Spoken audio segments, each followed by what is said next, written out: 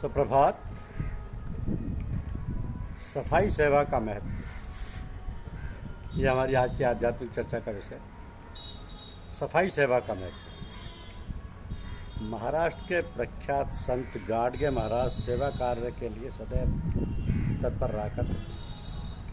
अपने शिष्यों से वो अक्सर कहा करते थे कि तीर्थ यात्रा का असली पुण्य उन्हें लगता है जो तीर्थ स्थलों की गंदगी दूर करते हैं, तीर्थ यात्रियों की सेवा करते हैं। गाडगे महाराज किसी तीर्थ स्थल में पहुंचे तो वहाँ झाड़ू से स्वयं सफाई करने लगते। मंदिर की सीढ़ियाँ साफ करने में उन्हें अत्यंत संतोष मिलता था। वर्ष 1907 की बात है कि गाडगे महाराज अमरावती के समीप ऋण मोचन तीर्थ में लगने वाले मेले में पहुंचे।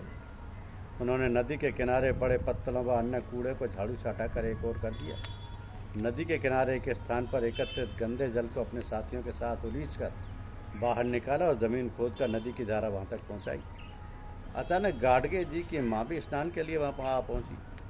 उन्होंने पुत्र को सफाई करते देखा तो बोली, ये काम तो सफाई कर्मी का होता है, तुम क्यों कर रहे हो? गाडगे ने विनयपूर्वक कहा, माँ, श्रद्धालुओं की सेवा व पवित्र तीर्थ की सफाई भी भगवान की पूजा उपासना ही है।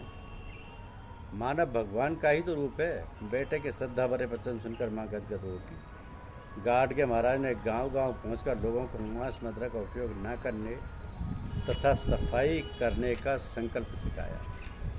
तो संसार में ऐसा कोई हुनर या ज्ञान नहीं है जिसको सीखने के वास्ते किसी शिक्षक या सिखाने वाले की आवश्यकता ना हो। कहने का तात्पर्य है कि किसी भी प्रकार के निम्न या उच्च स्तर के ज्ञान अर्जन हेतु हमें उस प्रकार के ज्ञान को जानने वाले की आवश्यकता होती है तथा उसी की सहायता एवं निर्देशन में चलकर वो ज्ञान प्राप्त किया जा सकता है। तो मनुष्य की प्रथम गुरु या शिक्षक माता होती है तथा उसके बाद पिता या अन्य होती है। तो माता पिता तथा अन्य की सहायता तथा निर्देशन में बच्चा सीखना या कुछ ज्ञान प्राप्त करना प्रारंभ करता है। इसी क्रम में सीखते या ज्ञान प्राप्त करते करते वह शनै शनै अधिक ज्ञाता होकर पूर्ण मानव हो सकता है। बहुत कम ऐसे भी महानुभाव हुए हैं जिन्होंने गुरु के बिना भी अध्यात्म का उच्च स्तर प्राप्त किया है। वैसे महानुभाव थे जिन्हें पूर्व जन्म से वह उच्च स्तर ईश्वरीय कृपा से प्राप्त था। तो कहा गया है कि गुरु गोविंद दोनों खड़े काके लागों पाए, बलिहारी उस गुरु की जिन गोविंद दियो बताए। तो यदि किसी ऐसे अवसर प्राप्त हो, कभी ऐसा अवसर प्राप्त हो जब गुरु और भगवान दोनों एक साथ खड़े हों, तो किस विभूति के प्रथम चरण स्पर्श करना चाहिए? पहले गुरु ही पूज्य एवं वंदनीय है, क्योंकि उन्होंने ही तो मनुष्य को ईश्वर का ज्ञान कराया है। तो वही प्रथम पूज्य व वंदनीय है, उसके बाद में ईश्वर या अन्य। अतः स्पष्ट है कि गुरु का स्थान ईश्वर से भी प्रथम है। इसी संदर्भ में यह भी कथनीय है कि गुरु व ईश्वर एक ही है और उनमें भेद करना अज्ञानता का प्रतीक है। ये दोनों शब्द समानार्थक हैं। जिस प्रकार रात्रि के अंधकार को समूल नाश हेतु सूर्य के प्रकाश की आवश्यकता होती है, उसी प्रकार शिष्य के अज्ञान को दूर करने हेतु गुरु की अनिवार्य रूप से आवश्यकता होती है। क्योंकि बिना गुरु के ज्ञान के शिष्य का अज्ञान समाप्त नहीं हो सकता। गुरु की महिमा व महत्व के विषय में कुछ कथन है, जैसे सब धरती कागज करूं लेकिन सब बन रहा, 7 समुद्र की मसी करूं गुरु गुण लिखा न जा। जय गुरु चरण रेणु सिर धरही, सकल विभव अपने वश करही। बिन गुरु भवनिध तरह न कोई, जो विरंच शंकर सम कोई। गुरु की ओर निहारिए औरन से क्या काम, गुरु के वचन विचार के रखिए मन को थाम। जैसे गुरु की अकथनीय महिमा व महत्व का स्पष्ट उल्लेख प्राप्त है। मनुष्य में वो ज्ञान ही नहीं है जो गुरु रूपी पूर्ण ज्ञान का वर्णन कर सके। पूर्ण ही पूर्ण के विषय में जानकारी दे सकता है, अन्य नहीं। अतः गुरु के गुणों, शक्तियों एवं महत्व के विषय में कुछ भी पूर्ण रूप से कहने को मनुष्य की वाणी सक्षम नहीं है। गुरु के गुणों आदि के विषय में सम्यक रूप से कहानी या कहना गूंगे के गुण के समान है। ये वो विषय जो वाणी एवं लेखनी से परे है। तो आध्यात्मिक चढ़ाई या उन्नति में गुरु की अधिक आवश्यकता होती है। आध्यात्मिक चढ़ाई करते समय या उस ओर बढ़ते समय हमें पग पग पर गुरु की सहायता, सहयोग व निर्देशन की आवश्यकता होती है।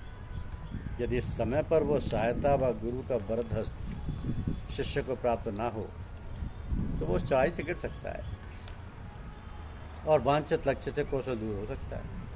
अब सांसारिक कार्यों के संपादन में भी गुरु की आवश्यकता होती है। यदि साधक गुरु को साथ रखकर या गुरु का सुरक्षा कवच पहनकर कोई भी कार्य आरंभ करता है तो वह कार्य सहज रूप से संपन्न हो जाता है और उस कार्य की संपन्नता में उसे किसी भी प्रकार की असुविधा या कठिनाई का सामना नहीं करना पड़ता।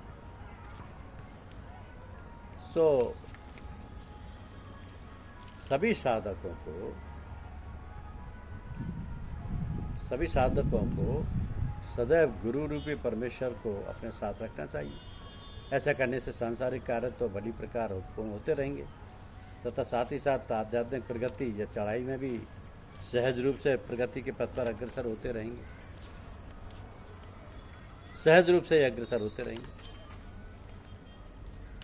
तो गुरु रूपी कवच मणि को साथ में रखकर हम सांसारिक व आध्यात्मिक सभी प्रकार के कार्यों को सहज रूप में संपन्न करते हुए समस्त क्षेत्रों में वांछित प्रगति कर सकते हैं। इसमें कंचित भी संदेह नहीं, तनिक भी संदेह नहीं, क्योंकि गुरु के मायने हैं। संत जनों ने गुरुदेव के महत्व को भिन्न भिन्न तरीकों से समझाने का प्रयास किया है। ये स्वाभाविक है हमारी ये जानने की उत्कंठा बढ़े कि गुरु क्या है। गुरु के लिए कहा जाता है कि वो गुरु कोई व्यक्ति नहीं होता, वो मरता नहीं है, वो हर जगह सहायता करता है।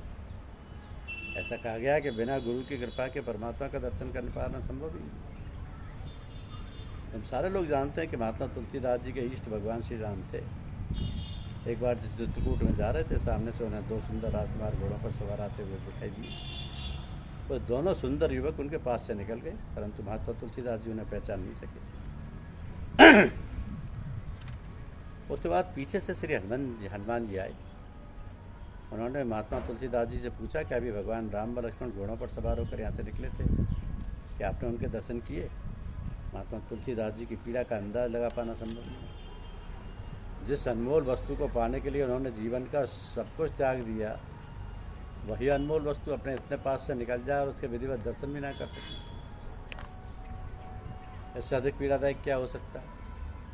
श्री हनुमान जी ने उन्हें ढाढ़स बंधाया और कहा कि आप पश्चाताप ना करें, कल सुबह आप चित्रकूट के घाट पर आ जाएं, वहाँ देख कर आएंगे। महात्मा तुलसीदास जी दूसरे दिन सवेरे ही चित्रकूट के घाट पर पहुँच गए तथा अपने आराध्य देव के लिए चंदन घिसने लगे। क्या देखते हैं, एक छोटा सा बालक महात्मा तुलसीदास जी के पास आता है, अपनी तोतली भाषा में कहता है कि बाबा हमें टंडन दो। महात्मा तुलसीदास जी यहाँ फिर चूक गए तो अपने आराध्य देव को पहचान नहीं सके।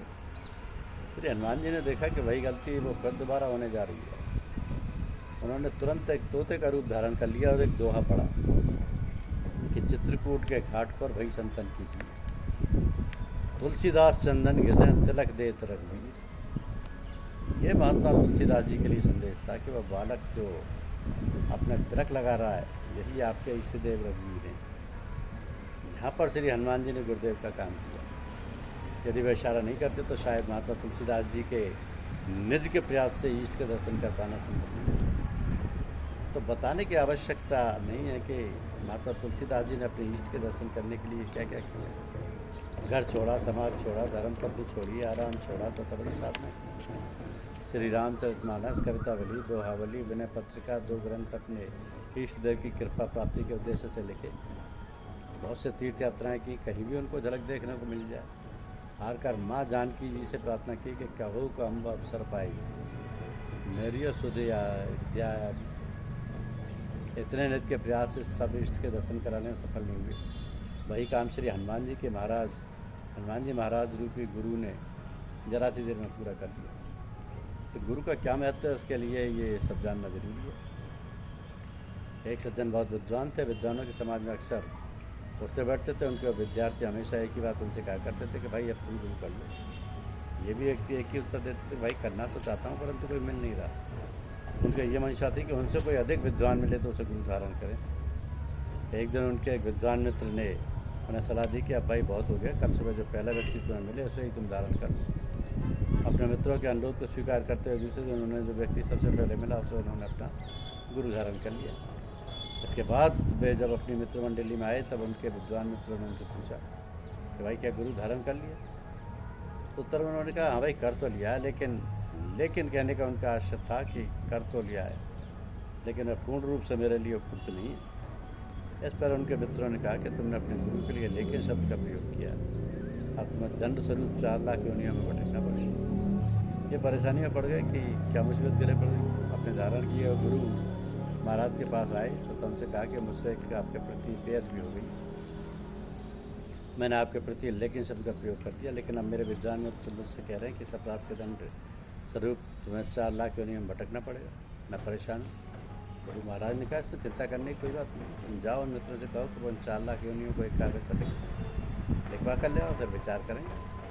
उन सज्जन ने जाकर अपने मित्रों से यही बात की, फिर उनके मित्रों ने बड़े कागज पर 4 लाख योनियाँ लिख ली। उन सज्जनों ने वह कागज अपने गुरु महाराज को दे दिया। उनके गुरु महाराज ने कहा इसमें कुछ भी चिंता करने की बात नहीं, तुम इस कागज़ पर इधर से उधर लोट लगा दो, बस हो गया, 4 लाख योनियों में भटक गया। उन्होंने वैसा ही किया। उसके बाद उन्होंने अपने उन विद्वान मित्रों से कहा कि आप लोग मुझे इतना डरा रहे थे मेरे गुरु महाराज ने चुटकी बजाते ही मुझे उन सारी 4 लाख योनियों से मुक्त करा दिया।